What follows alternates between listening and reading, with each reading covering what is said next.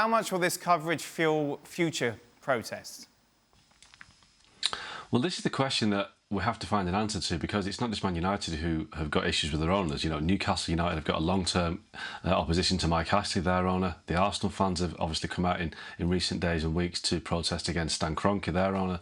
So I think if this turns out to be something that gains traction for Man United fans, it actually has an impact, then I think other fans will follow. So the Premier League, I guess, have got to be careful on this, because if they punish United by maybe points deductions, then fans of other clubs may feel that the only way to hurt their own owners is to have point deductions with them too. So it may encourage other fans to do similar things. I think it'll be harder to do it. I think the police now and the stewarding aspect of it will be a lot tighter, a lot tougher. But still, if there is a reward for stopping a game being played in the eyes of the fans, then it's a very dangerous road to travel, because the Premier League don't want to encourage other groups of fans to protest. So this is one reason why they've issued this charter today, to try and offer fans a dialogue route to resolving their problems. But you know, let's be honest, that we've seen protests over the years with fans, we've seen lots of dialogue, and nothing actually happens. In the eyes of the fans often do get left behind in terms of ticket prices, kick-off times. They feel that their game has been taken away from them, and I don't see how dialogue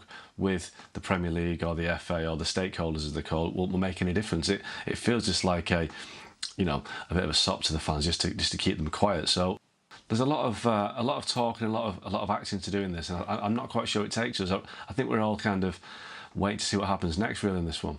Let's take you through some of the main points from the Charter. There's a lot of words there, isn't there? I'll take you through it quickly. Additional rules and regulations to ensure the principles of the Premier League and open competition are protected. A new owners' charter that all club owners will be required to sign up to, committing them to the core principles of the Premier League. Breaches of these rules and the Charter will be subject to significant sanctions. We're enlisting the support of government to bring in appropriate legislation to protect football's open pyramid, principles of sporting merit, and the integrity of the football community. Right, so basically, Jules, this all means that despite what we're hearing from Florentino Perez, a Super League is not going to happen.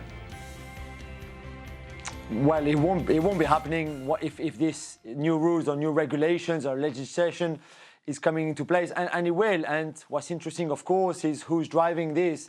Are the other 14 clubs, the one outside of the top 6, who threaten or try to force their breakaway and they move out of the football as we know it right now. And those 14 clubs want more protection, and rightly so. They don't want any more of these Super League project incidents like we saw 2 weeks ago now, and they're right. And because, as we know, to vote for it, you need 14 of the 20 votes of the 20 Premier League clubs. Even if the top 6 are against it, the other 14, if everybody votes for it, then it will pass. And that will probably be the next step. And like you say, for Florentino Perez and Andrea Agnelli, probably the last nail in the coffin of the Super League. That's it? It's dead, Mark? I think so, yeah. I don't see how it survives in its current form. I think the big clubs will always want to have a bigger slice of the pie, and I'm sure they'll come back with some kind of redesigned attempt to do it in maybe 2 or 3 years' time. But as it stands right now, I think it's dead. And I think, let's be honest, Andrea Agnelli's got bigger problems. He's got to get Juventus in the Champions League, which it'd be quite embarrassing if one of the lead figures in the Super League miss out on the Champions League by finishing 5th in Serie A. So I think he needs to deal with more immediate problems right now than the Super League.